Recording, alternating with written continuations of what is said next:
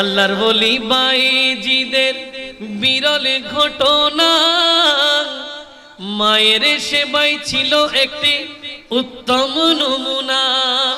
আল্লাহর ওলি বাইজিদের বিরল ঘটনা, মায়ের সেবাই ছিল একটি উত্তম নমুনা।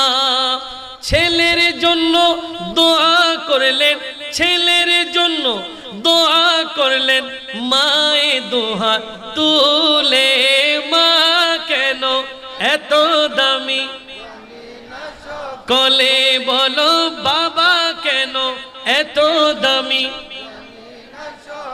চিৎকার দিয়ে বলেন না সুবহানাল্লাহ। সেই মা বাবাকে কষ্ট দেওয়া যাবে?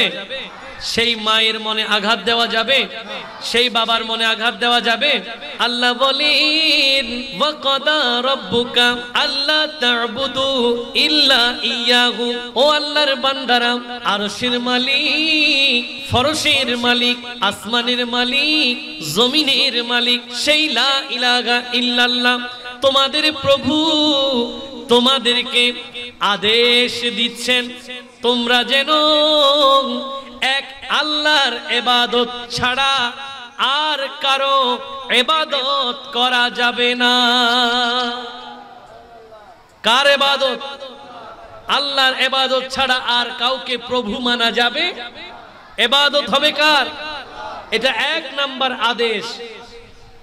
দ্বিতীয় নাম্বার ওয়াবিল ওয়ালিদাইনি ইহসানান। দ্বিতীয় নম্বর আদেশ, তোমরা তোমাদের পিতা মাতার সাথে উত্তম আচরণ করো। কে দিয়েছেন আদেশ? সবাই একটু জোরে বলেন। এই আল্লাহ বলতে কি কষ্ট হবে? একটু উঁচু আওয়াজে বলেন, আদেশ দিয়েছেন কে? আর উঁচু আওয়াজে বলেন। আল্লাহ আদেশ দিয়েছেন দুটো। এক নাম্বার, আল্লাহ ছাড়া আর কারো ইবাদত করা যাবে। দ্বিতীয় নাম্বার, তোমরা তোমাদের মাতা পিতার সাথে উত্তম আচরণ করো। এখন আমি আপনাদের পাশের মসজিদের খেতাবতে আছি, আমি একটা কথা বললাম, মানতেও পারেন, নাও মানতে পারেন, শুনতেও পারেন, নাও শুনতে পারেন। আমার কথাই শুনলে বা না শুনলে সওয়াবের খুব একটা পার্থক্য হবে না, শুনলে কোনো গুনাহ নাই, ইচ্ছা আপনার। কিন্তু যদি আপনার প্রভু বলে, তো জোরে বলেন না সুবহান। কে বলেছেন? আল্লাহ বলেছেন। এক নাম্বার, আল্লাহ ছাড়া কারো ইবাদত করা যাবে। দ্বিতীয় নম্বর, অবশ্যই তোমরা তোমাদের মাতা পিতার সাথে উত্তম আচরণ করো। আল্লাহ যখন বলেছেন, এটার মানা ছাড়া কোনো উপায় কেন? যেখানেই যাবেন সেখানেই আল্লাহ, যেখানেই যাবেন সেখানেই আল্লাহ। ইহকালেও আল্লাহ, পরকালেও, ময়দানে মেহশরেও উনার নজর থেকে আপনি খালি নাই। যেখানেই যান সেখানেই কে? নাকি উনার থেকে লুকানোর সুযোগ আছে? সুযোগ নাই। আপনি যেখানেই যাবেন ওখানেই উনার সাথে দেখা হবে। এই জন্য রব্বুল আলামিন কোরআন আল কারীমের মধ্যে বড় চমৎকার বলেছেন, বিসমিল্লাহির রহমানির রহিম, কুল্লু মা আলাইহা ফান ওয়া ইয়াবকা ওয়াজহু রাব্বিকা যুল জালালি ওয়াল ইকরাম فبأي آلاء ربكما تكذبان। رب العالمين সূরা সমূহের অলংকার সূরা রহমানের মধ্যে এলান করেছেন তিনি কেমন আল্লাহ। তিনি বলেন কুল্লু মা আলাইহা ফান, সব ধ্বংস হয়ে যাবে, কিছুই থাকবে না। কে থাকবে? একমাত্র তিনি থাকবে। কে থাকবে? সে আল্লাহর জিকির করার দরকার আছে না নাই?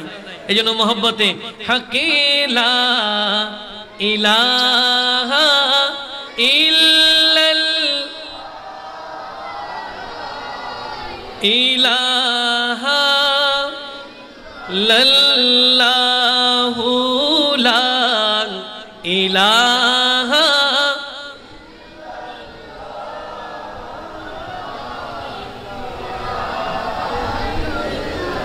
হাসবি রব্বি জাল্লাল্লাহ মা ফি কলবি গায়রুল্লাহ হকি নূরে মুহাম্মদ সাল্লাল্লাহু ইলাহা ইল্লাল্লাহু লা ইলাহা লা ইলাহা লা ইলাহা ইল্লাল্লাহু মুহাম্মাদুর রাসূলুল্লাহ সাল্লাল্লাহু আলাইহি ওয়াসাল্লাম। এজন্য রব্বুল আলামিন এলান করেছেন, বান্দা তোমরা অধিক পরিমাণে আল্লাহর জিকির করো। কার জিকির? অধিক পরিমাণে আল্লাহর জিকির করো।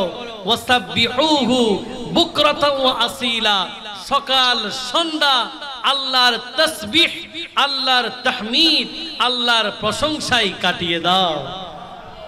যখন মন দুশ্চিন্তা, টেনশন, মন খারাপ, কোনো একটা বিষয় নিয়ে ভালো লাগছে, মনোযোগ দিয়ে আন্তরিকতা নিয়ে আল্লাহর জিকির করবেন, দেখবেন আপনার অশান্ত মন আল্লাহর জিকিরে শান্ত হয়ে যাবে। কেন? কারণ এটা তো আল্লাহরই ওয়াদা, আলা বিযিকরিল্লাহি তাতমাইন্নুল কুলুব। বান্দা তোমরা আল্লাহর জিকির করো, তোমার অশান্ত মন শান্ত হয়ে যাবে। আসুন রব্বুল আলামিন কুরআনুল কারীমের সূরা বনী ইসরাঈলের 23তম আয়াতের মধ্যে প্রথমেই বললেন দুটো আদেশ। এক নাম্বার, আল্লাহ ছাড়া কারো ইবাদত করো না। দ্বিতীয় নম্বরের মধ্যে তোমরা তোমাদের মাতা পিতার সাথে উত্তম আচরণ করো। এবার আল্লাহ পাক আরেকটু ব্যাখ্যায় গেলেন। কিসের? এবার আরেকটু ব্যাখ্যা করতেছেন যে মা বাবার সাথে উত্তম আচরণ করবা, কিরকম করবা, কেমনে করবা, এটাও বলে দিলেন। রব্বুল আলামিন বলছেন, ইম্মা ইয়াবলুগান্না ইদাকাল কিবারা আহাদুহুমা আও কিলাহুমা ফালা তাকুল লাহুমা উফ। তোমাদের মধ্যে কেউ যদি তোমাদের মা বাবাকে, দুইজনের একজনকে অথবা মা বাবা উভয়কে বৃদ্ধ অবস্থায় পাও। কোন অবস্থায়? বৃদ্ধ অবস্থায়, যখন মা বাবার বয়স বৃদ্ধের দিকে। আল্লাহ বলেন, সন্তান ও আল্লাহর বান্দা, যখন তুমি তোমার মা বাবাকে অথবা দুইজনের একজনকে বৃদ্ধ অবস্থায় পাও, বার্ধক্য অবস্থায়, উপনীত অবস্থায় পাও, তখন তুমি ফালা তাকুল লাহুমা উফ, কোন কাজে কর্মে তাদেরকে উফ শব্দ বলো না। কি বলো না? উফ। আমরা মাঝে মাঝে বলি না, বিরক্ত হয়ে গেলে উফ বেশি করেন, এরকম বলে না? বলে তো। তা আল্লাহ বলছেন, তুমি যদি তোমার মা বাবাকে বৃদ্ধা অবস্থায় পাও, এদের খেদমত করতে গিয়ে কাজে কর্মে কথাবার্তায় চিন্তা চেতনায় কখনো এদেরকে উফ শব্দ বলো। আমরা তো উফ না, আমরা তো এর চেয়ে বেশি বলি। আমরা বলি যে আমার আম্মু বুঝে না, বেশি করে। কি বলে? বুঝে না। এতদিন বুঝছে, কিন্তু এখন আর বুঝতেছে না। এখন আর বাবার ব্যাপারেও বলে ছেলে যে আমার বাবা একটু বেশি করে, এখন কোনো কিছু বুঝে না, মাথা ঠিক নাই। ছেলে কি বলে? বাবার নাকি মাথা এখন আর ঠিক নাই। ছেলে বলে আমার মা এখন মাথা ডিস্টার্ব, কথা বলি লাভ নাই। আছে না? আল্লাহ বলতেছেন এগুলো তো অনেক দূরের কথা। তুমি কোনো কথায়, কাজে, কর্মে উফ শব্দ বলতে পারবে? তাহলে কেউ যদি এর চেয়ে বেশি বলে, এটা কি আল্লাহর কথা মানা হইল নাকি না মানা হইল? খবরদার, সাবধান। আজকের এই মাহফিল যেন আপনার জন্য পরিবর্তন হয়। আপনি যেন আজকে থেকে আপনার মা বাবার সাথে কথা বলতে একটু সাবধানতা অবলম্বন করেন একটু সতর্কতা অবলম্বন করবেন। কেন? কারণ ঠান্ডা মিয়া মসজিদের খতিব সাহেব খাজা গরিবে নওয়াজ শেরে বাংলা ফাউন্ডেশনের এই মাহফিলে এসে বলেছেন আল্লাহ নাকি মা বাবার খেদমত করতে গিয়ে কথাবার্তায় উফ বলতে নিষেধ করেছেন। এরপরে আরো কঠিন কথা আছে। এরপরে আল্লাহ বলছেন শুধু উফ বলবে তা নয়, উফ বলা যাবে না, আরো আছে ওয়ালা তানহারহুমা, তোমরা তোমাদের মা বাবাকে ধমক দিও না। কি দিও না? তাহলে ধমক দেওয়া যাবে? আল্লাহ যদি নিষেধ করে এই কাজ কখনো করা যাবে? আর যদি করে ফেলেন আল্লাহ যা মানা করছে, তাহলে কি আল্লাহর জান্নাতে যাওয়া যাবে? এরপর আল্লাহ বলছেন তাহলে ধমকও দিবা না, উফও বলবা না। তো এবার কি করবা? আল্লাহই বলছেন কি করবা, ওয়াকুল লাহুমা কাওলা কারীমা, তোমরা অবশ্যই তোমাদের মা বাবার সাথে উত্তম আচরণ করো। কি আচরণ? মা বাবার সাথে কাওলান কারীম, সম্মানের সাথে উত্তম ভাবে মা বাবার সাথে আচরণ করো। এরপরে রব্বুল আলামিন দ্বিতীয় আয়াত অর্থাৎ সূরা বনী ইসরাইলের 24তম আয়াতে বান্দাকে আরেকটা মেসেজ দিলেন, নিজের মা বাবার সাথে কেমন আচরণ করবা। কোরআন শরীফ শুনতে কষ্ট হয়।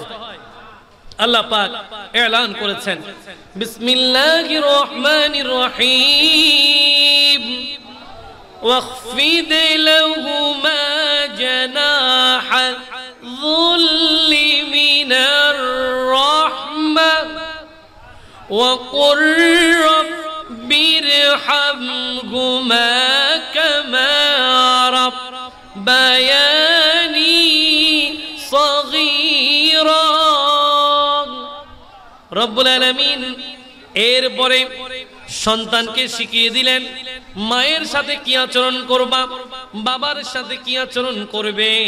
আল্লাহ বলেন ওয়াকফিদ লাহুমা জানাহাজ যুল্লি মিনার রাহমা, তুমি তোমার এই দুইটা বাহু, কয়টা? এই দুইটা বাহু দিয়ে তোমার রহমতের সেই বাহুগুলো তোমার মা বাবার দিকে বিছিয়ে দাও। মা বাবার দিকে তোমার দয়ার হাত বাড়াই দাও, তোমার ভালোবাসার হাত মায়ের দিকে বাবার দিকে তুমি খুলে দাও। আর সার্বক্ষণিক সর্বদা মা বাবার জন্য দোয়া করো, ওয়াকুর রব্বিরহামহুমা কামা রব্বায়ানি সগীরা। দোয়া করবে, দোয়া করবে মা বাবার জন্য। কে বলেছেন? আরো জোরে বলেন। আল্লাহ বলেছেন মা বাবার জন্য দোয়া করতে। তাহলে দোয়া করতে হবে কিনা? রব্বুল আলামিন দোয়া শিখিয়ে দিলেন মা বাবার জন্য কি দোয়া করবা। বলে হে আল্লাহ, তুমি আমার মা বাবার প্রতি দয়া করো, সেভাবে যেভাবে ছোটবেলায় তারা আমাকে দয়া করেছে। ইমামে আলা হযরত ইমাম আহমদ রেজা খাঁ ফাজলে বিরলভী আলাইহির রাহমা এই আয়াতের অনুবাদ করেছেন এভাবে। তিনি বলেন হে আল্লাহ, ছোটবেলায় আমার মা বাবা আমাকে যেভাবে তাদের মতো করে আদর করেছেন, স্নেহ করেছেন, লালন পালন করেছেন, আজকে তুমিও তোমার কুদরতের শান অনুযায়ী তাদেরকে সেভাবে লালন পালন করো। এই জন্য আমরা সার্বক্ষণিক মা বাবার জন্য কি করি? দোয়া করি। কাজেই প্রিয় ভাইয়েরা আমার, মা বাবাকে কোনোদিন কষ্ট দেওয়া যাবে? মা বাবাকে কোনোদিন বড় কথা বলা যাবে? মা বাবাকে কোনোদিন আঘাত দিয়ে কথা বলা যাবে? কেন? মায়ের অবদান, বাবার অবদান আমাদের জীবনে অনেক। আমরা যদি গায়ের চামড়া খুলে তাদের জন্য গালিচা বানিয়ে দিই, তারপরেও মা বাবার ঋণ কখনো শোধ হবে?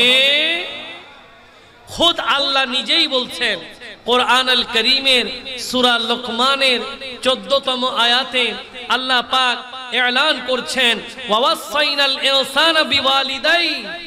আল্লাহ বলছেন আমি মানুষকে মা বাবার প্রতি উত্তম আচরণ করার জন্য তাগিদ দিয়েছি, গুরুত্ব দিয়েছি, তারা যেন তাদের মা বাবার সাথে উত্তম আচরণ করে। কেন?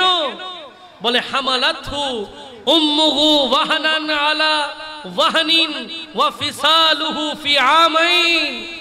আল্লাহ বলছে কারণ এই মা এই সন্তানের জন্য কত কষ্ট করছেন, কষ্টের পর কষ্ট করেছেন, দুধ পান করিয়েছেন 2টা বছর। এই দুধ পান করার সময় এই মা কত আঘাত কত কষ্ট সহ্য করেছেন, তারপরও সন্তানকে কষ্ট বুঝতে দেয়। এরপর আল্লাহ বলছেন আনিশকুরলি ওয়ালি ওয়ালিদাইক।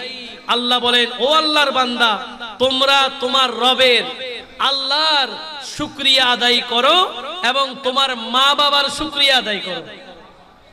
এরপরে বলছেন ইলাইয়াল মাসির, তোমাকে ফিরে আসতে হবে আমার নিকট, তোমার প্রত্যাবর্তন আমার দিকে। কাজেই আল্লাহ তোমাকে যেই হুকুম দিয়েছেন সেই হুকুম তোমাকে মানতে হবে।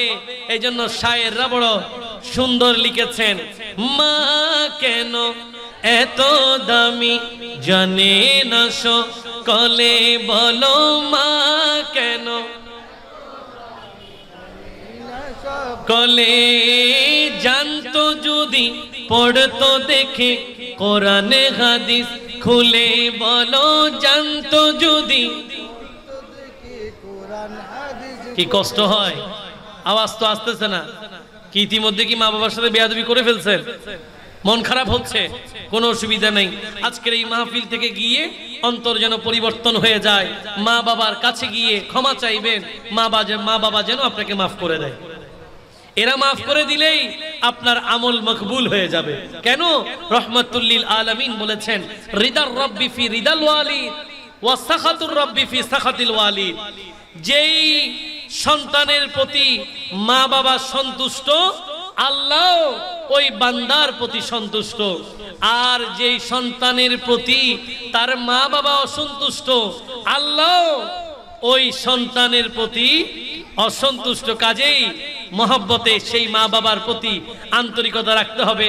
সবাই একটু মহব্বতে, মা কেন এত দামি কলে, বলো মা কেন এত দামি কলে, জানতো যদি পড়তো দেখে খুলে, জানতো যদি পড়তো দেখে। একটি হজের সওয়াব মিলে, একটি হজের সওয়াব মিলে, মাকে একবার দেখিলে, মা কেন এত দামি কলে, মা কেন কলে, বাবা কেন এত দামি। আল্লাহর ওলি বাইজিদের বিরল ঘটনা, মায়ের সেবাই ছিল একটি উত্তম নমুনা। আল্লাহর ওলি বাইজিদের বিরল ঘটনা, মায়ের সেবাই ছিল একটি উত্তম নমুনা। ছেলের জন্য দোয়া করলেন, ছেলের জন্য দোয়া করলেন, মায়ে দোয়া তুলে, মা কেন এত দামি কলে, বলো বাবা কেন এত দামি। চিৎকার দিয়ে বলেন না সুবহানাল্লাহ। সেই মা বাবাকে কষ্ট দেওয়া যাবে? সেই মায়ের মনে আঘাত দেওয়া যাবে? সেই বাবার মনে আঘাত দেওয়া যাবে? আসুন, এতক্ষণ তো কোরআন আল করিম দিয়ে কথা বলছিলাম, এবার আপনাদেরকে একটু হাদিসে মুকাদ্দাসার মাধ্যমে আল্লাহর নবীর জবানে সাহাবায়ে কেরামের কিছু কথাবার্তা শোনাই, তাহলে বুঝতে পারবেন তখন থেকে নবী মায়ের ব্যাপারে বাবার ব্যাপারে কি বলেছেন। হযরত আবু হুরায়রা রাদিয়াল্লাহু তাআলা আনহু, হাদিস জগতের মধ্যে যিনি বর্ণনার ক্ষেত্রে সবার উপরে, সুবহানাল্লাহ, নাম কি? হযরত আবু হুরায়রা রাদিয়াল্লাহু তাআলা, যিনি আল্লাহর নবীর কাছ থেকে সর্বোচ্চ হাদিস বর্ণনা করেছেন। উনার হাদিস বর্ণনার সংখ্যা 5374। 5374টা হাদিস তিনি বর্ণনা করছেন রহমাতুল লিল আলামিন থেকে। তিনি বর্ণনা করছেন, ক্বালা জাআ রাজুলুন ইলা রাসূলিল্লাহি সাল্লাল্লাহু আলাইহি ওয়াসাল্লাম, তিনি বলেন একদিন এক ব্যক্তি আল্লাহর নবীর দরবারে আগমন করলেন। ফাকালা, নবীকে বললেন, মান আহাক্কুন নাসি বিহুসনি সাহাবাতি ইয়া রাসূলুল্লাহ ইয়া হাবিবাল্লাহ, নবী আমার পক্ষ থেকে উত্তম আচরণ পাওয়ার সবচেয়ে বেশি অধিকার কার? বলে আমার কাছ থেকে উত্তম আচরণ পাওয়ার সবচেয়ে বেশি অধিকার কার? এবার রহমাতুল লিল আলামিন বলেন, ক্বালা উম্মুক, সবার আগে বললেন তোমার মা। সুবহানাল্লাহ। এক নম্বরে কি? তোমার কাছ থেকে উত্তম আচরণ পাওয়ার হকদার এক নম্বরে তোমার মা। এবার ওই ব্যক্তি আবার জিজ্ঞেস করলেন, সুম্মা মান, নবী এরপরে কে? রহমাতুল লিল আলামিন বললেন, সুম্মা উম্মুক, অতঃপর তোমার মা। দ্বিতীয়বারে তোমার মা। ওই ব্যক্তি আবার জিজ্ঞেস করলেন, সুম্মা মান, ইয়া রাসূলুল্লাহ ইয়া হাবিবাল্লাহ, নবী আমার কাছ থেকে উত্তম আচরণ পাওয়ার সবচেয়ে বেশি হকদার ব্যাপারে জানতে চাইলাম। এক নম্বরে মায়ের কথা বললেন, দুই নম্বরে মায়ের কথা বললেন। ও নবী আবারও জানতে চাই এরপরে কে? নবী আবার বললেন, সুম্মা উম্মুক, তিন নম্বরেও তোমার মা। কয়বার বললেন? একই মানুষের কথা তিনবার বলছেন। তো উনার হক বেশি না কম? আজকে সেই সন্তান মাকে আঘাত দেয়, সেই সন্তান মাকে কষ্ট দেয়। আল্লাহ আমাদেরকে মায়ের মনে আঘাত দেওয়া থেকে হেফাজত করুক। সবাই বলি। ওই ব্যক্তি আবার জিজ্ঞেস করলেন, সুম্মা মান, নবী চার নম্বরে এরপরে কে? তখন নবী বললেন, সুম্মা আবুক, চার নম্বরে তোমার বাবা। চার নম্বরে তোমার বাবা। তাহলে মায়ের কথা কয়বার? তিনবার। ইমাম আবুল হুসাইন মুসলিম ইবনুল হাজ্জাজ আল কুশাইরি রহমাতুল্লাহ আলাইহি সহিহ মুসলিম শরীফের মধ্যে এই হাদিস খানা নোট করলেন, যেখানে নবী বলছে তোমার কাছ থেকে উত্তম আচরণ, ভালো কথা পাওয়ার অধিকার সবার আগে তোমার মায়ের, তারপরে তোমার মায়ের, তারপরে তোমার মায়ের, চার নম্বরে তোমার বাবার। আজকে সেই ছেলে মায়ের সাথে ঠিক নাই, বাইরে ভালো, বাইরে সবার সাথে কি বেশি ভালো ছেলে, মার সাথে ঠিক নাই।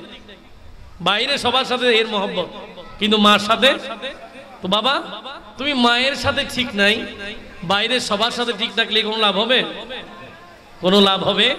কারণ মা যে তোমাকে যেই স্নেহ দিয়েছেন, মা তোমাকে যেই মমতা দিয়েছেন, পৃথিবীর সবাই মিলে চাইলেও সেটা দিতে পারবে?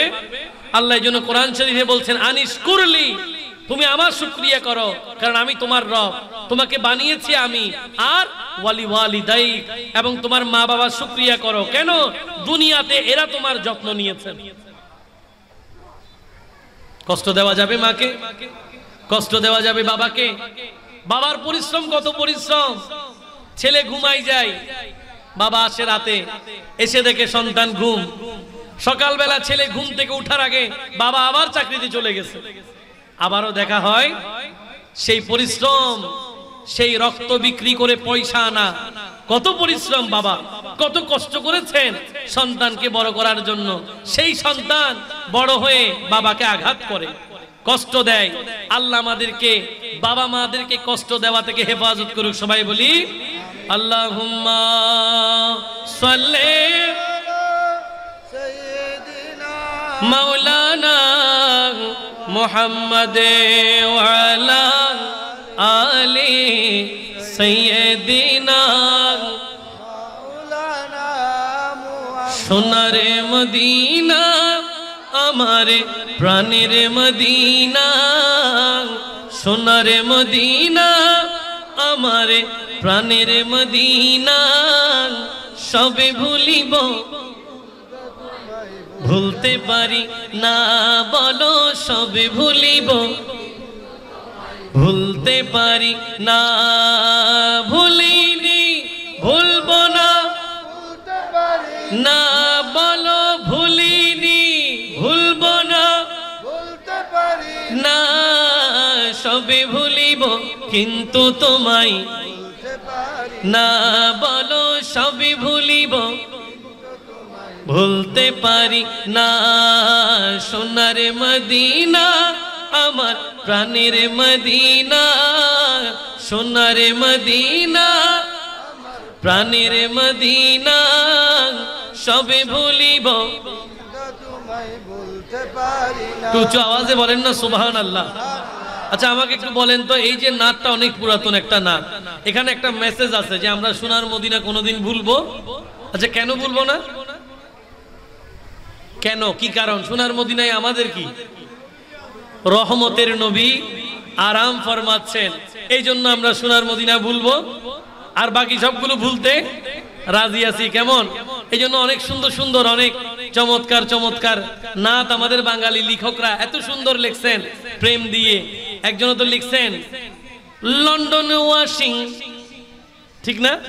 লন্ডন প্যারিস ওয়াশিংটন বার্লিন যেতে চাই না, হংকং বেজিং টোকিও সিঙ্গাপুরও চাই না, মন আমার যেতে চাই এই দুনিয়ায়, মন আমার যেতে চাই এই দুনিয়ায় একটি জায়গায়, আর সেই জায়গাটির নাম হলো সোনার মদিনা, সেই জায়গাটির নাম হলো মদিনা, সোনার মদিনা আমার প্রাণের মদিনা, সোনার মদিনা আমার প্রাণের মদিনা, সেই জায়গাটির নাম হলো সোনার মদিনা। চিৎকার দিয়ে বলেন না সুবহানাল্লাহ। কষ্ট হয়, খারাপ লাগতেছে মনে হয়। মদিনায় আমরা এই জন্য ভালোবাসি কারণ হাবিবে কিবরিয়া ওখানে আরাম ফরমাচ্ছেন। এবার সেই নবীর আমল দেখেন মা বাবার প্রতি। আল্লাহর নবী তো সাহেবুল ইয়তিম, আবার কাফেলুল ইয়তিম, উনি নিজে ইয়তিমিতে ছিলেন।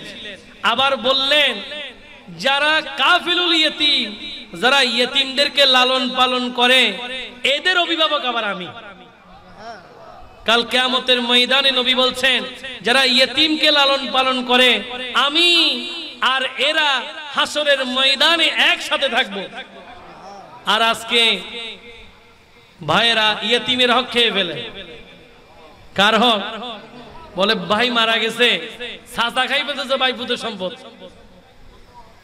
কি বলে ঠিক কিনা? চাচা খেয়ে ফেলতেছে কার সম্পদ? ভাইপোর সম্পদ খেয়ে ফেলতেছে। ভাই নাই, দেখাশোনার কোনো জায়গা, ইয়তিমের হক খেয়ে ফেলতেছে। অথচ রহমতুল্লাহ আলামিন বলছেন ইয়তিমের মাথায় হাত বুলালেও সওয়াব। এদেরকে ধমক দেওয়া যাবে? আল্লাহর নবীর দরবারে একদিন এক মহিলা আসলেন। কে আসলেন? এক মহিলা, মস্তুরাত খাওয়াতিন, পর্দানসীন এক মহিলা আসলেন। সাহাবায়ে কেরাম সাথে আছেন, আল্লাহর নবী দাঁড়িয়ে গেলেন মহিলার জন্য। সুবহানাল্লাহ। সাহাবায়ে কেরাম আশ্চর্য হয়ে গেছেন, কি ব্যাপার? এই নবীর জন্য কুল কায়নাত দাঁড়িয়ে যায়, আজকে একজন মহিলার জন্য নবী দাঁড়িয়ে গেলেন। তারা তো আশ্চর্য হয়ে তাকিয়ে রইলেন। আল্লাহর নবী নিজের শরীরের সাথে জড়ানো চাদর খুলে বিছিয়ে দিলেন, সেখানে মহিলাটাকে বসতে দিলেন। কিছুক্ষণ সঙ্গে ছিলেন। মহিলা একটু পরে উঠে গেলেন, নবী উনাকে একটু বাড়িয়ে দিলেন, তিনি চলে গেলেন। চাদর আবার নিচের গায়ে জড়িয়ে নিলেন। সাহাবায়ে কেরাম নবীজিকে জিজ্ঞাসা করলেন, ইয়া রাসূলুল্লাহ, আশ্চর্য হলাম, একজন মহিলা আসলো, তার জন্য আপনি দাঁড়িয়ে গেলেন। নবী, ইনি কে? আপনার জন্য তো গোটা কুল কায়নাত দাঁড়িয়ে যায়, আপনি কার জন্য দাঁড়ালেন? রাহমাতুল লিল আলামিন বলেন, জানো কি এই মহিলাকে? ইনি হচ্ছেন আমার দুদমা হালিমাতুস সাদিয়া রাদিয়াল্লাহু তাআলা আনহা। জোরে বলেন না সুবহান। দুদুমার জন্য নবী এই সম্মান, এই ইজ্জত দেখিয়েছেন। গোটা উম্মতে মুহাম্মদীর জন্য এটা শিক্ষা, মায়ের সাথে কেমন আচরণ করতে হবে আল্লাহর নবী শিখিয়ে দিলেন। এবার আসেন সহিহ মুসলিম শরীফের আরো একটি হাদিস, আপনাদের মনোযোগ আছে তো? এবার হাদিস বর্ণনা করছেন হযরত আব্দুল্লাহ ইবনে আমর। তিনি বর্ণনা করতে লাগলেন, ক্বালা আকবালা রাজুলুন ইলা নবিয়্যিল্লাহি সাল্লাল্লাহু আলাইহি ওয়াসাল্লাম ফাকালা উবাইউকা আলাল হিজরাতি ওয়াল জিহাদ আবতাগিল আজরা মিনাল্লাহ। এক ব্যক্তি নবীর দরবারে আসলেন। নবীর একজন সাহাবী আসলেন, প্রিয় নবীকে বললেন, ইয়া রাসূলুল্লাহ, নারে তাকবীর, নারে রিসালাত, नारे गौसिया, सबसे आला वो आला हमारा नबी, सबसे आला वो आला हमारा नबी, सबसे बाला वो आला हमारा नबी, सबसे आला वो आला हमारा नबी, सबसे बाला वो आला हमारा। जो आवाज़े बोलें सुभान अल्लाह। আমরা হাদিসে মুকাদ্দাসার দিকে যাচ্ছিলাম যে একজন ব্যক্তি রহমাতুল লিল আলামিনের দরবারে আসলেন এবং নবীজিকে বললেন, উবাইউক, নবী আমি বায়াত গ্রহণ করছি আলাল হিজরাতি ওয়াল জিহাদ, হিজরতের জন্য এবং জিহাদের জন্য, এই দুটো বিষয়কে সামনে নিয়ে আমি বায়াত গ্রহণ করছি, ওয়াদাবদ্ধ হচ্ছি। কেন? আবতাগিল আজরা মিনাল্লাহ, যেন আমি আল্লাহর দরবার থেকে উজরত পাই, যেন আমি আল্লাহর দরবার থেকে প্রতিদান পাই। ওই জামানায় ওই সময়ে হিজরত করা, জিহাদ করা, এটা অনেক বড় ব্যাপার, এটা ছোটখাটো ব্যাপার। আপনি কি আমাকে এমনিতে কেউ ঘর ছাড়তে বলে ছাড়বেন? ছাড়বেন না। আর সাহাবায়ে কেরাম নবীর দিকে তাকিয়ে থাকতেন, নবী আপনি বললেই ছেড়ে দিলাম, আপনি বললেই ছেড়ে দিলাম। ওই যে হযরত আবু আইয়ুব আনসারী রাদিয়াল্লাহু তাআলা আনহু, আল্লাহর নবী রাহমাতুল লিল আলামিন যখন হিজরত করার পরে মক্কা থেকে মদিনায় এসে উনার দ্বিতল ভবনে অবস্থান নিলেন, সবার সাথে যোগাযোগের সুবিধার জন্য নবী নিচতলায় থাকতেন। হযরত আবু আইয়ুব আনসারী রাদিয়াল্লাহু তাআলা আনহুকে উপরে থাকতে বললেন। হঠাৎ করে রাত্রিবেলা তিনি গভীর রাতে একটু হাঁটাচলা করতে গিয়ে চিন্তা করলেন যে আমি হাঁটছি কার উপরে। এটা ওনার অন্তরের ভিতরে আসছেন যে আমি যে জায়গায় এখন দাঁড়িয়ে আছি হয়তো এটার নিচে আমার নবী। নিচতলায় রহমাতুল লিল, তিনি সারা রাত একটা কোনায় কাটিয়ে দিলেন। এরকম আদব সাহাবায়ে কেরামদের ছিল নবীজির প্রতি। তো সাহাবায়ে কেরাম নবীজি বললেই হিজরত করবেন, এরকম একটা পরিস্থিতিতে একজন এসে নবীকে বললেন, ইয়া রাসূলুল্লাহ, হিজরত এবং জিহাদের জন্য আমি বায়াত গ্রহণ করছি। কেন? আবতাগিল আজরা মিনাল্লাহ, যেন আমি আল্লাহর দরবার থেকে প্রতিদান পাই। এবার রহমাতুল লিল আলামিন ওই ব্যক্তিকে জিজ্ঞাসা করলেন, ফাহাল মিন ওয়ালিদাইকা আহাদুন হাই, তোমার কাছে আমার প্রশ্ন, তোমার কি মা বাবা বেঁচে আছে কিনা? দুইজনের একজন কেউ কি বেঁচে আছে? তোমার বাবা কিংবা মা কেউ একজন কি বেঁচে আছে? তখন ওই সাহাবী বললেন, নাম বাল কিলাহুমা ইয়া রাসূলুল্লাহ ইয়া হাবিবাল্লাহ, আমার মা বাবা দুইজনের একজন নয়, বরং উভয়জন জীবিত আছেন, উভয়ই জীবিত আছেন, হায়াতে আছেন, মাও আছেন, আমার বাবাও আছেন। তখন নবী বললেন, তাহলে যাও, ফাতাবতাগিল আজরা মিনাল্লাহ, তুমি তাদের খেদমত করে আল্লাহর প্রতিদান পাও। তুমি তাদের খেদমত করলে আল্লাহর প্রতিদান পাবে, এদের জন্য তুমি অবশ্যই এদের খেদমত করো।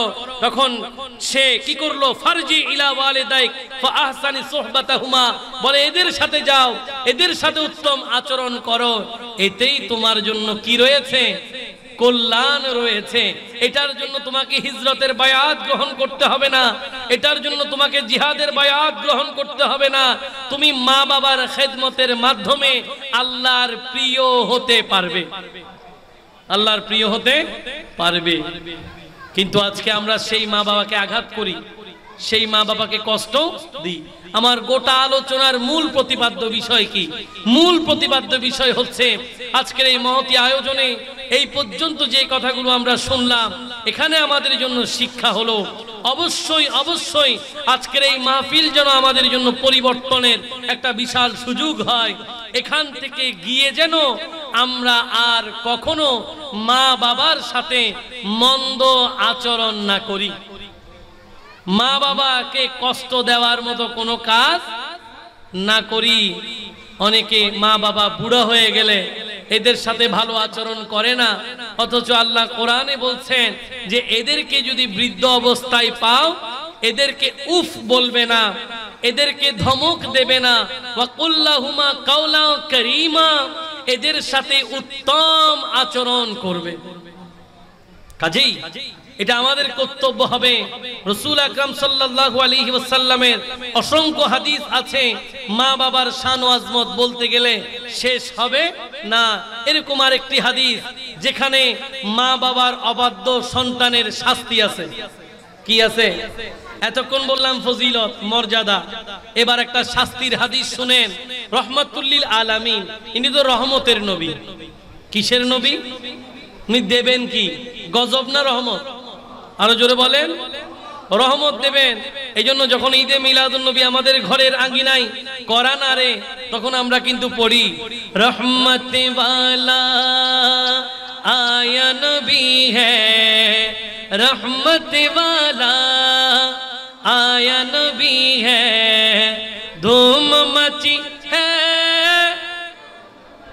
है बोलो ना धूम मची है रहमत वाला आया नबी है, रहमत वाला आया नबी है, धूम मची है धूम मची है, धूम मची है, सलातुनिया সালামুনিয়া।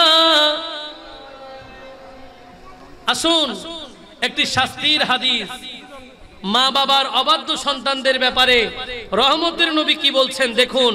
হাদিস বর্ণনা করছেন হযরত আবু হুরায়রা রাদিয়াল্লাহু তাআলা আনহু।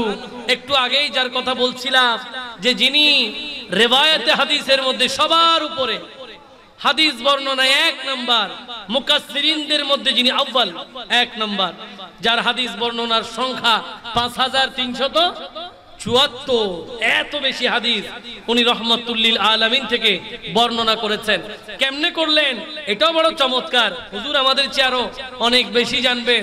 সহিহ বুখারী শরীফের কিতাবুল ইলমের মধ্যে এই হাদিসখানা নোট হয়েছে যে একদিন হযরত আবু হুরায়রা রাদিয়াল্লাহু তাআলা আনহু আল্লাহর নবীজিকে বলছেন, ইয়া রাসূলুল্লাহ ইন্নী আসমাউ মিনকা হাদিসান কাসীরা আনসাহু, নবী আমি আপনার কাছ থেকে অনেক হাদিস শ্রবণ করি কিন্তু ভুলে যাই। অনেক হাদিস শ্রবণ করেছি কিন্তু আমি কি হয়ে যাই? ভুলে যাই। সহিহ বুখারীতে কিতাবুল ইলমে হাদিসটা আছে। রহমাতুল লিল আলামিন বলছেন, উবসুত রিদাকা, তুমি তোমার চাদরকে একটু মেলে ধরো। তিনি বললেন ফাবাসাতুহু, নবী যা বললেন আমি তাই করলাম। ক্বালা ফাগরাফা ইয়াদাই, নবী নিজের হাতটাকে অঞ্জলি বানিয়ে কিছু একটা যেন দিয়ে দিলেন। এরপরে আবার আমাকে বললেন দুম্মাহু ফাদামামতুহু, আমি সেটাকে নিজের সাথে মিলিয়ে নেওয়ার জন্য বললেন, আমি সেটাকে মিলিয়ে নিলাম, নিজের সাথে মিলিয়ে নিলাম। এরপর থেকে কি হয়েছে জানেন? ফামা নাসিতু শাইয়ান বাদা, বলে সেই দিন থেকে আমি আর কোনোদিন কোনো কিছু ভুলি নাই। জোরে বলেন না সুবহান। সেই থেকে নবীর এমন নেয়ামত যে সবার উপরে উনার হাদিস বর্ণনা। জোরে বলেন সুবহান। আজকের এই মাহফিল যেহেতু ওরসে আলা হযরত, সে আলা হযরতের লিখনি দিয়েই একটু যদি এভাবে বলি, সেভাবে বলা যায়। তিনি কত চমৎকার বলেছেন, হাম বিকারি वो करीम उनका खुदा उनसे फुजू और ना कहना नहीं आदत रसूलुल्लाह होके सलातुनिया रसूलल्लाह अलैकुम सलामुनिया। আলা হযরত বলছেন, নবী এটা এমন নবী যার কাছে কোনোদিন কেউ কিছু চেয়েছে আর তিনি না বলেছেন, এমন কখনো হয় নাই। কারণ এটা নবীর অভ্যাস, না বলা, না কাউকে কোনো কিছু বলা নবীর এটা অভ্যাস। উনি কোনোদিন কাউকে খালি হাতে ফেরত দেয়। এই জন্য আলা হযরত একই কালামের মধ্যে বলছেন, লা রাব্বিল আরশ জিসকো जो मिला उनसे मिला। सुभान अल्लाह बोले, ला रब्बिल अर्श जिसको जो मिला उनसे मिला। बटती है कौनैन में निअमते रसूलुल्लाह होके सलातुनिया रसूलल्लाह अलैकुम सलामुनिया। এজন্য আল্লাহ হযরত বলছেন, সাহাবায়ে কেরাম থেকে শুরু করে আজকের দিন পর্যন্ত সবাই তো আমরা নবীর রহমতের খাজিনা থেকে নিচ্ছি, যা পেয়েছি নবী থেকে পেয়েছি। জোরে বলেন না সুবহান। কেন? কারণ নবী বলেছেন, ইন্নামা আনা কাসিম ওয়াল্লাহু ইউতি, নিশ্চয় আমার আল্লাহ আমাকে দেয়, আমি বন্টন করি। দেয় কে? আরো জোরে বলেন, দেয় কে? কাকে দেয়? নবীকে দেয়, আর নবী সেটা বন্টন করেন। আলা হযরত ওরসে আলা হযরত, আল্লাহ পাক ইমামে আলা হযরতের ফয়ুজাত, বারাকাত, হাসানাত, রুমুজাত আমাদের সবাইকে দান করুক। সবাই বলি। এবার আসুন, মা বাবার অসন্তুষ্টিতে, মা বাবার সাথে খারাপ আচরণে কি প্রভাব পড়তে পারে রহমাতুল্লিল আলামিনের কণ্ঠে আল্লাহর নবী বলছেন, আনিন নবিয়্যি সাল্লাল্লাহু আলাইহি ওয়াসাল্লাম قال رغم أنف ثم رغم أنف ثم رغم أنف। নবী বলেন, তার নাক ধুলাই মলিন হোক, তার নাক ধুলাই দূষরিত হোক, তার নাক ধুলাই মিলিয়ে যাক। মানে কি? মানে হচ্ছে সে অপমানিত হোক।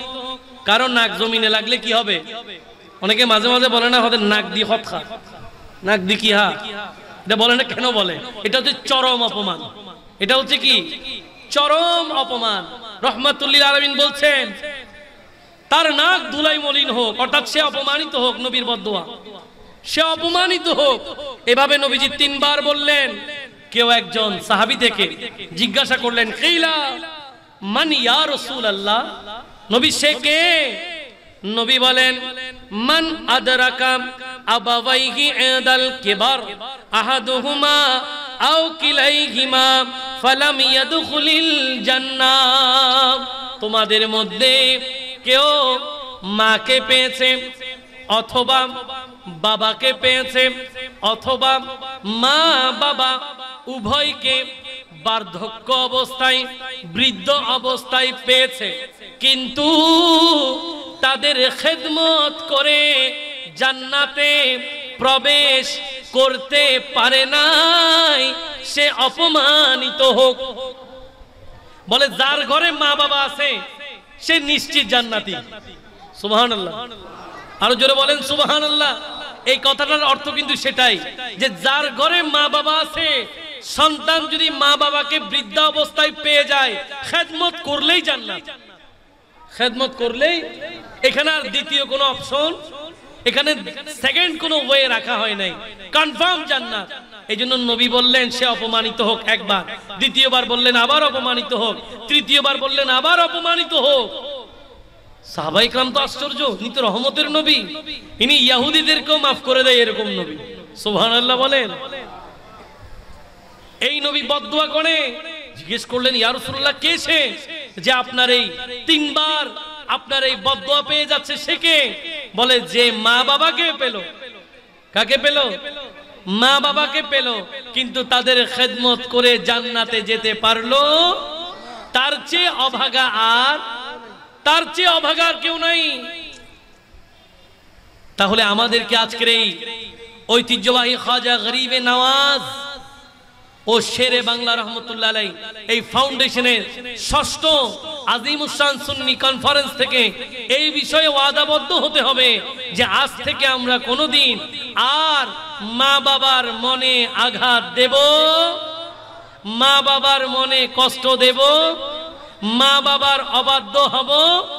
রব্বুল আলামিন হাকিমুল হাকিমিন পবিত্র কোরআনুল কারীমের মধ্যে অসংখ্য নবীর আলোচনা করে উনাদের সাথে মা বাবার সম্পর্ক তুলে ধরেছেন। আপনারা জানেন কোরআনুল কারীমের মধ্যে একটি চমৎকার সূরা আছে, সূরার নাম সূরা মারইয়াম। সূরার নাম সূরা কি? মারইয়াম। মারইয়াম আলাইহাস সালাম ইনি এমন একজন মহিয়সী নারী, এমন একজন মহিয়সী নারী যিনি হযরত ইমরান আলাইহিস সালামের মেয়ে। জোরে বলেন সুবহান। উনার খালু হচ্ছে আবার হযরত জাকারিয়া আলাইহিস সালাম। হযরত জাকারিয়া আলাইহিস সালাম, হযরত মরিয়ম আলাইহিস সালাম পৃথিবীতে আসার আগমনের পূর্বে উনার মা মান্নত করেছেন যে উনার কাছে যদি একটা সন্তান হয় তাহলে আমি সেই সন্তানটাকে আল্লাহর ঘরের জন্য উৎসর্গ করব, খেদমত করার জন্য দিয়ে দেব। তো হওয়ার সময় হয়ে গেছে, মরিয়ম আলাইহিস সালাম ছেলে হইলে না মসজিদে দিয়ে দিবে, খেদমতে বাইতুল মুকাদ্দাস, যেটা মসজিদে আকসা। কোথায়? প্যালেস্টাইন, বাংলাতে ফিলিস্তিন, ওখানে, যেটা মুসলমানদের প্রথম কিবলা। এখন হয়ে গেল মেয়ে।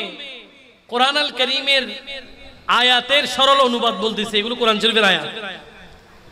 মরিয়ম আলাইহিস সালাম যখন হয়ে গেল, চিন্তিত হয়ে গেলেন মা যে মেয়েকে কেমনে মসজিদে দেব, ছেলে হইলেন একটা মসজিদে দেওয়া যাইতো, আল্লাহ আপনার ঘরের খেদমত করবে।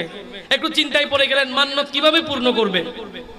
তখন রব্বুল আলামিন ইমরান আলাইহিস সালামের স্ত্রীকে জানান দিলেন, তোমার ঘরে এমন এক সন্তান এসেছে, এমন এক মেয়ে এসেছে যেই মেয়ের মতো পৃথিবীতে কোনো ছেলে নাই। এমন দামি সন্তান তোমাকে দিয়েছি, এত উঁচু মাপের সন্তান দিয়েছি, তুমি একে দিয়েই তোমার মান্নত পূর্ণ করতে পারবে। ওই সময় বাইতুল মুকাদ্দাসের চাবির জিম্মাদারি ছিল হযরত জাকারিয়া আলাইহিস সালামের কাছে। তিনি তখন দেখাশোনা করতেন, যেহেতু তিনি আবার সম্পর্কে মরিয়ম আলাইহিস সালামের খালু, সেই ক্ষেত্রে কোনো চিন্তা নাই। একটা বাইতুল মুকাদ্দাসের একটা কক্ষ ওনার জন্য নির্ধারণ করে দিল। তিনি একমাত্র জাকারিয়া আলাইহিস সালামের কাছে চাবি থাকতো, তিনি সেখানে খুলে মরিয়ম আলাইহিস সালামকে দেখে আসতেন, আর মরিয়ম আলাইহাস সালাম সেখানে ইবাদতে কাটিয়ে দিতেন। এখন যখন যখন দেখা করতে যেতেন, মাঝে মাঝে দেখতেন এখানে বেমৌসুমি ফল। এখন পেয়ারার টাইমে, পেয়ারার সময়ে পেয়ারা পাওয়া যাবে, কিন্তু পেয়ারা যে সময় পাওয়া যায় না ওই সময় কি পেয়ারা দেখা যাবে? তো অনেকে দেখলে বলবে এগুলো তো হাইব্রিড, এগুলো দেখলে বলবে কি হাইব্রিড, এই জায়গায় এই সময় তো আম পাওয়া যাবে, তা আম আসলো কোত্থেকে? বলে এগুলো ফ্রিজে রাখছে। ঠিক তো, আপনি কখন কিনে খাবেন না, কেন? কারণ এগুলো ফাঁস দেওয়া হয়েছে।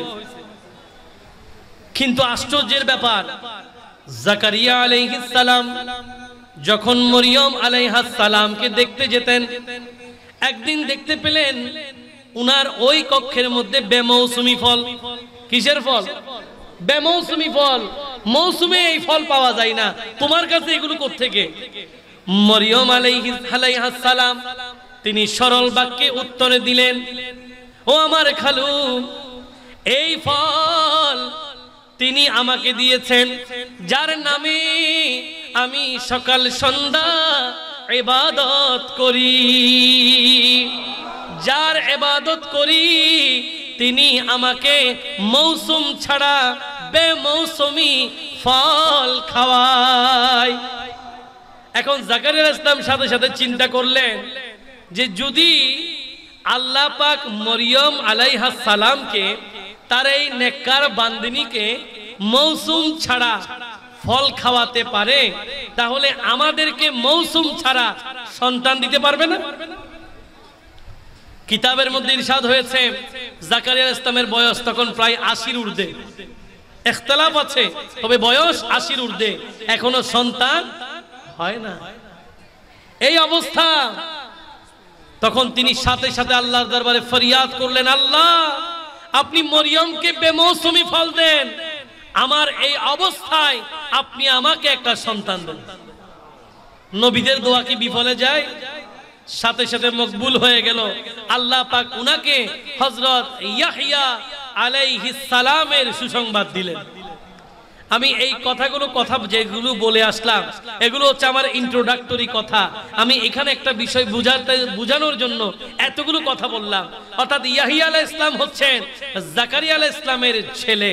সেই ইয়াহইয়া আলাইহিস সালামের ব্যাপারে রব্বুল আলামিন কোরআন আল কারীমে ইরশাদ করছেন, বিসমিল্লাহির রহমানির রহিম, ইয়া خذ الكتاب بقوة وآتيناه الحكم صبيا। রব্বুল আলামিন হাকিমুল হাকিমিন সূরা মরিয়মের 12তম আয়াতে এলান করলেন, ইয়া ইয়াহইয়া, ও আল্লাহর প্রিয় নবী, আল্লাহ ডাক দিলেন ইয়া ইয়াহইয়া, হে হে ইয়াহইয়া। সুবহানাল্লাহ বলেন। এখানে আবার একটা নুকতা আছে, বড় চমৎকার নুকতা, বললে নবী প্রেমিকদের কাছে ভালো লাগবে। সেটা কি? সেটা হচ্ছে আল্লাহ পাক এখানে সরাসরি ইয়া ইয়াহইয়া বলেছেন, ডাইরেক্ট উনার নাম ধরেছেন, কিন্তু কোরআন আল কারীমে কোথাও ডাইরেক্ট আমাদের নবীর নাম ধরে না। সুবহানাল্লাহ বলেন।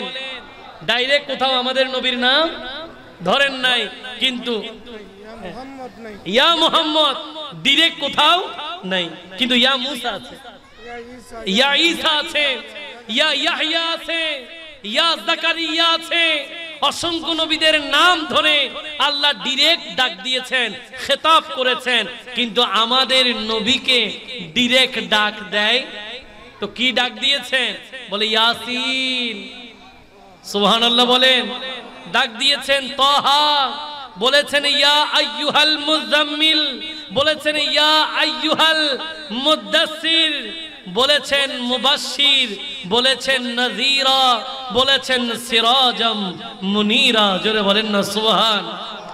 এইজন্য তো আমরা বলি ইয়াসিন তাহা কামলি वाला कुरान की तफसीर,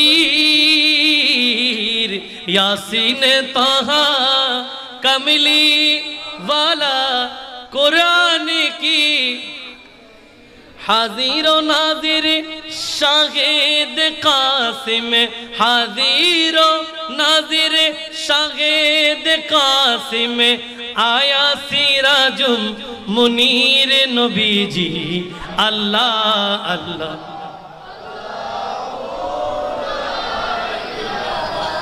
इल्लाह पढ़िए, अल्लाह अल्लाह अल्लाह ला इलाहा।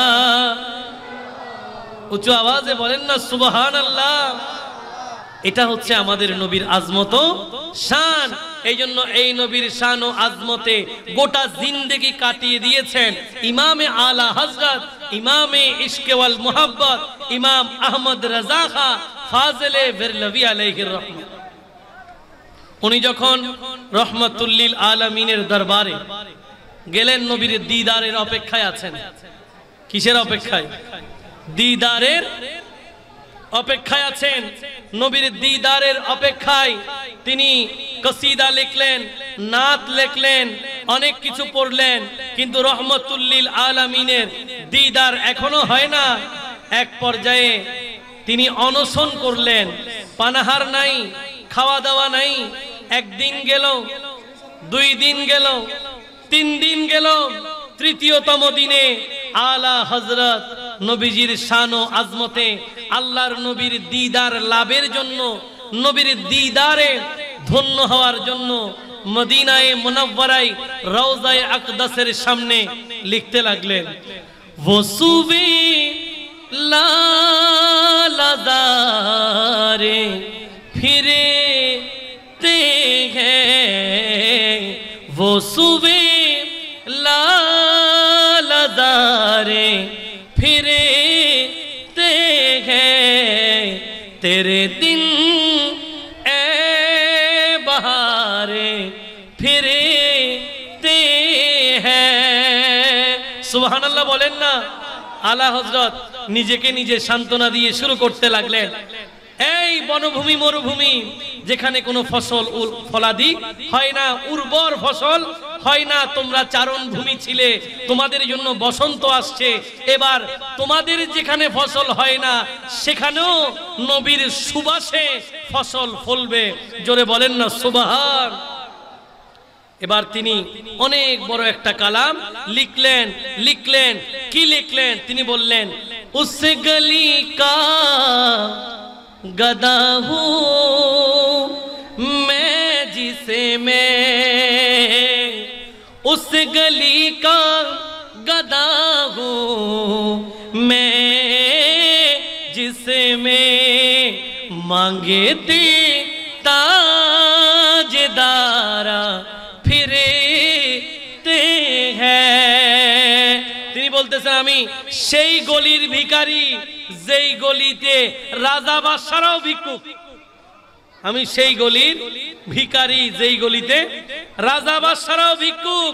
এক পর্যায়ে তিনি নিজেকে একেবারে নিরাশ করে, নিজেকে একেবারে ছোট করে, আলা হযরতের জীবনীতে আছে যে কালামটা লিখার পরে, নবীর দরবারে উপস্থাপনের পরে রহমাতুল লিল আলামিন হায়াতুন নবীর জিয়ারত आला हजरतेर नसीब হয়েছে, সেই কালামটা তিনি এভাবে লিখেছেন, कोई क्यों पूछे तेरी बात तेरे जा, कोई क्यों पूछे तेरी बात रज़ा, तुझसे कूदते हजार फिरते हैं, वो सुबह लालाज़ारे फिरते हैं। চিৎকার দিয়ে বলেন না সুবহানাল্লাহ। তিনি শেষের কলিতে ফিনিশিং লিখতে লাগলেন। তিনি বললেন, কই কিউ পুছে তেরি বাতে রেজা, এই রেজা কেউ এখানে তোমার খবর কেন নেবেন? আরে তোমার যে আরো কত কুকুর এই গলিতে এমনিতেই ঘুরতেছে, তোমার খবর কে নেবেন? এই কথা বলতে বলতে রহমাতুল লিল আলামিন রওজায়ে আকদাস থেকে আলা হযরতকে দিদার দিয়ে ধন্য করলেন। রহমাতুল লিল আলামিনের দিদারে আলা হযরত, যার গোটা জিন্দেগি নবীর প্রেমে কাটিয়ে দিলেন, তিনি লিখেছেন নবীর শান ও আজমত। বলছিলাম আল্লাহ পাক সেই নবীর শান ও আজমত এমন ভাবে কোরআনে তুলে ধরেছেন, কোথাও ডাইরেক্ট নবীর নাম ধরে নাই, কিন্তু অন্য নবীর নাম ধরেছেন। এরকম একজন ইয়া ইয়াহইয়া, আল্লাহ বললেন, ও ইয়াহইয়া খুযিল কিতাবি বিকুওয়া, তোমাকে যেই তাওরাত কিতাব দিলাম সেটা দৃঢ়ভাবে মজবুত ভাবে আঁকড়ে ধরো। ওয়া আতাইনাহুল হুকমা সাবিয়া। আল্লাহ বলেন ইয়াহইয়া ইনি এমন নবী যাকে আমি শৈশবকালে শিশু অবস্থায় নবুয়ত দিয়েছি। কোন অবস্থায়? ছোটবেলায় ওনাকে কি বানাইছেন? নবী বানাইছেন। কোন নবী? হযরত ইয়াহইয়া আলাইহিস সালাম। এরপর আল্লাহ বলছেন ওয়া হানানাম মিন লাদুন্না ওয়া যাকাওয়া ওয়া কানা তাকিয়া। আল্লাহ বলছেন আমি আমার দয়ায় তাকে কোমল বানিয়েছি, তাকে পবিত্র বানিয়েছি। এবং ইয়াহইয়া আলাইহিস সালাম ছিলেন ফরেজগার। জোরে বলেন সুবহান।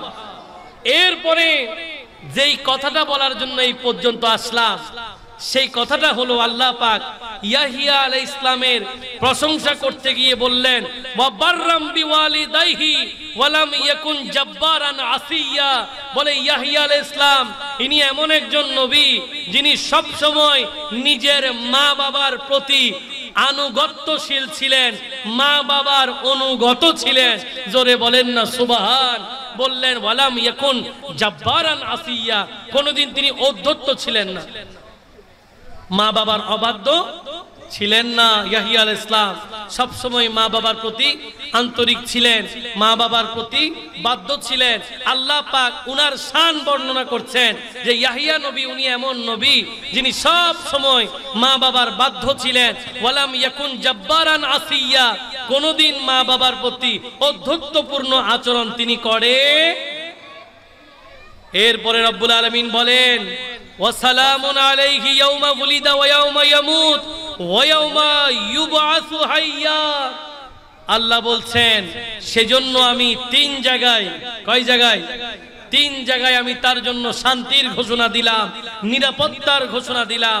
প্রথম যেদিন সে আগমন করেছে, দ্বিতীয় যেদিন সে পৃথিবী থেকে প্রত্যাবর্তন করবে, তৃতীয় ময়দানে মাহশারে যখন সে পুনরুত্থান দিবস হবে, সেই দিন এই তিনটা জায়গায় আমি তার জন্য সালামতি দিয়ে দিলাম, নিরাপত্তা দিয়ে দিলাম, শান্তি অবারিত করে দিলাম। জোরে বলেন না সুবহান। কাজেই যারা মা বাবার প্রতি আন্তরিক তারা দুনিয়াতেও দামি, আখিরাতেও, ইহকালেও সম্মানিত, পরকালেও সম্মানিত। মা বাবার খেদমত করলে দুনিয়াতেও দাম, আখিরাতেও দাম। হযরত বায়েজিদ বুস্তামির ঘটনা হুজুরদের মুখে আজীবন শুনছেন, এখন আমল করার পালা। কথা কি শেষ? এখন কিসের পালা? আমল করার পালা। আমল করতে হবে। আপনি সব পারেন, কিছুই লিখলেন না, হবে? পরীক্ষাতে রেজাল্ট আপনার আসবে, আপনি সব পারেন, এমন ভাবে গেলেন যে একটা সিলেবাস আপনার খালি নাই, সব শিখে ফেলছেন, কিন্তু পরীক্ষা ডাইরেক্ট খালি, কিছু লেখেন তো সেই জানা দিয়ে কি লাভ? যেই জানাই আপনি পরীক্ষাতে কিছু লিখতে পারলেন। এই জাতীয় মাহফিলগুলো কেন? এটারও তো একটা উদ্দেশ্য আছে না নাই? মনে করেন যে কোরআন ও হাদিসের কথা আমার পরে, তো আমরা তো এখনো প্রাইমারি লেভেলে আছি, আজকের আলোচনার মূল অংশ এখনো শুরু হয় নাই। আমি ইন্ট্রোডাক্টরি সূচনা করলাম, এরপরে জননন্দিত আলোচকরা আসবেন, উনাদের কথা শুনবেন। কিন্তু এই সবগুলো কথা মসজিদের খতিব সাহেবদের মাধ্যমে আপনারা আগে শুনেছেন, এখানের মাধ্যমে সেটা আরেকটু মজবুত করে নেওয়া, স্মরণটাকে আরেকটু তাজা করে নেবেন। পড়া যেটা ভুলে গেছেন এটা আবার মনে করবেন। কেন মনে করবেন? পরীক্ষায় লিখার জন্য। কিসের জন্য? লিখার জন্য। তা আপনি সব মুখস্থ করলেন, কিছুই পরীক্ষাতে লিখলেন না, কোনো লাভ হবে? মনোযোগ। আমরা মা বাবার কথা শুনি, মা বাবাকে ভালোবাসি, মা বাবাকে অন্তরে ধারণ করি। দুনিয়াতেও দাম, আখিরাতেও দাম। আমার আসলে আলোচনা দীর্ঘায়িত হচ্ছে, যেহেতু আমাদের পরবর্তী বক্তা উনি আরো আগে আসলে হয়তো আরো আগে ছেড়ে দিতাম, উনার জন্য অপেক্ষমান। আপনাদের কষ্ট হয়, খারাপ লাগে? এই ধরনের আলোচনায় বসতে পারলে তো কপাল খুলে যায়, কি বলেন ঠিক কিনা? সোহবত অনেক দাম ব্যাপার, সোহবত অনেক দামি ব্যাপার। সৎ সঙ্গে স্বর্গ, বাস অসৎ সঙ্গে সর্বনাশ। চায়ের টেবিলে বসলে এই নিয়ামত আপনি পাবেন না, আড্ডায় বসলে এই খজিনা আপনি পাবেন না। এই জন্য আজকের মাহফিল থেকে যাওয়ার সময় আমার এই খাজা গরিবে নওয়াজ শেরে বাংলা ফাউন্ডেশনের ভাইদেরকে ধন্যবাদ দেবেন যে ওদের জন্যই আজকে অনেকগুলো কোরআনের আয়াত শুনেছেন, অনেকগুলো হাদিসের বক্তব্য শুনলেন, নবীর প্রেমে সিক্ত সেই আজমত শানওয়ালা নাতগুলো শুনে হৃদয়কে তাজা করেছেন। এদেরকে ধন্যবাদ দেবেন। এই ভাইয়েরা যেন প্রতি বছর এই মাহফিলটাকে ধরে রাখতে পারে, তাদেরকে সহযোগিতা করার দরকার আছে না নাই? আমাদের আজকের এই মহতী আয়োজনের যিনি প্রধান অতিথি, উরকিচর মোহাম্মদিয়া গাউসিয়া মাদ্রাসা সুযোগ্য সম্মানিত অধ্যক্ষ হযরতুল আল্লামা হাসান রেজাল কাদরি সাহেব কিবলা মুদ্দাজিল্লাহুল আলী আমাদের মাঝে এসে উপস্থিত হয়েছেন। নারে তাকবীর, নারে রিসালাত, নারে গাউসিয়া, ঈদে মিলাদুন নবী, আলা হযরত কনফারেন্স আল্লামা হাসান রেজাল কাদরি। শেষ আলহামদুলিল্লাহ। আমি ওনার জন্যই অপেক্ষা করছিলাম, হুজুর এসে গেছেন, এবার হুজুর তাকরীর করবেন। আপনারা ভালো থাকবেন, সুস্থ থাকবেন। আগামী দিন নতুন কোনো জায়গায় নতুন কোনো বিষয় নিয়ে আবারও দেখা হবে সেই প্রত্যাশায়। ওয়া আখিরু দাওয়ানা আনিল হামদুলিল্লাহি রাব্বিল আলামিন। আসসালামু আলাইকুম ওয়া রাহমাতুল্লাহি ওয়া বারাকাতুহু।